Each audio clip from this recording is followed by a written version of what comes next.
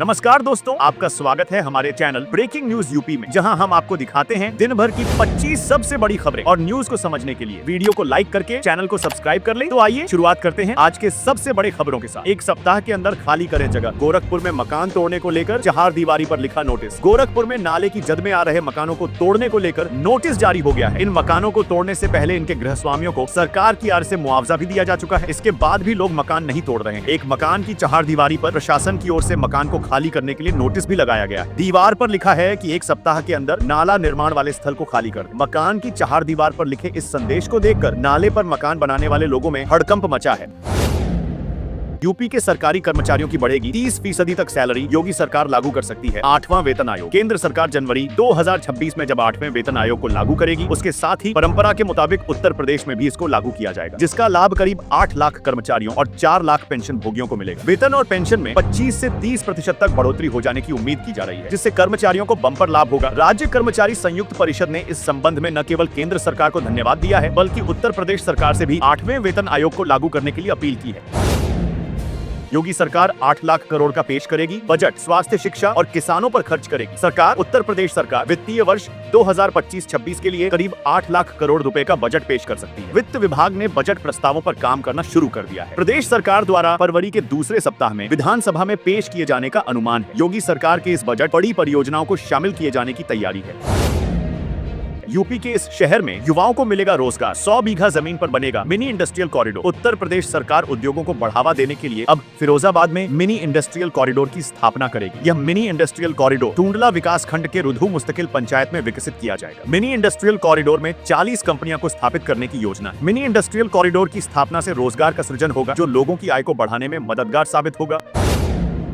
अमृत स्नान के दिन जाएं, महाकुंभ तो इन बातों का रखें ख्याल, भूलकर भी न करें ये गलती। महाकुंभ में लोगों को कई तरह की परेशानियों का भी सामना करना पड़ रहा है। खास तौर पर अमृत स्नान के मौके पर श्रद्धालु परेशान होते दिख रहे हैं। महाकुंभ जाने का प्लान बना रहे हैं या संगम तट पर अमृत स्नान करना चाहते हैं, तो कुछ बातें हैं जिनका आप जरूर ख्याल रखें और भूलकर भी ऐसी गलतियां न करें जो आपको परेशानी में डाल।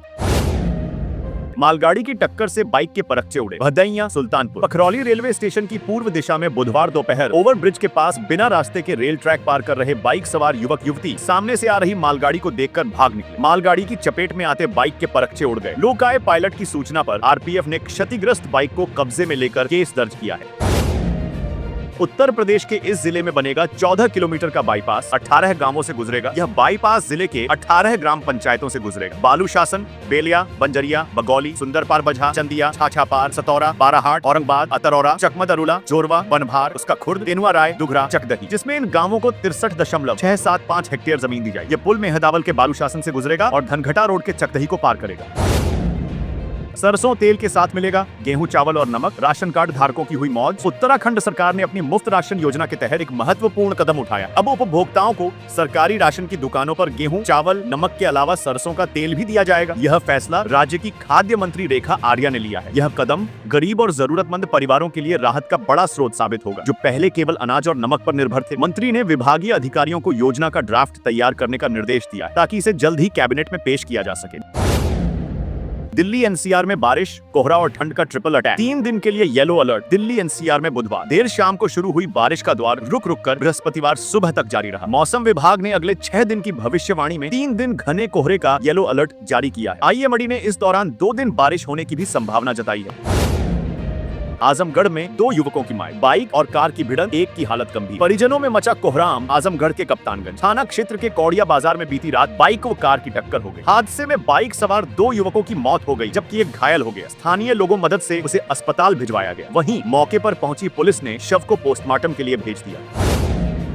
महाकुंभ के दौरान काशी आने वाले श्रद्धालुओं को मिले उच्च स्तरीय सुविधाएं। उत्तर प्रदेश के मुख्यमंत्री योगी आदित्यनाथ ने प्रयागराज महाकुंभ के दौरान काशी आने वाले श्रद्धालुओं को उच्च स्तरीय बुनियादी सुविधाएं उपलब्ध कराने का निर्देश अधिकारियों को दिया। उन्होंने कहा कि शीतलहर को दृष्टिगत रखते हुए श्रद्धालुओं के रुकने के स्थान पर अलाव के साथ ही शौचालय, साफ सफाई, पेयजल एवं प्रकाश आदि की व्यवस्था के साथ ही सुरक्षा के समुचित व्यवस्था सुनिश्चित कराई जाए। इसमें किसी भी स्तर पर लापरवाही नहीं होनी चाहिए। गंगा घाटों पर भी सुरक्षा के पुख्ता इंतजाम सुनिश्चित कराया जाए। बस स्टैंडों पर भी व्यवस्थाएं दुरुस्त हो, ताकि श्रद्धालुओं को किसी भी तरह कोई परेशानी का सामना न करना पड़े। मुख्यमंत्री 2 दिवसीय भ्रमण पर गुरुवार को वाराणसी पहुंचे। उन्होंने सर्किट हाउस में अधिकारियों के साथ महाकुंभ से संबंधित तैयारियों, विकास कार्यों एवं कानून व्यवस्था की वृहद समीक्षा की।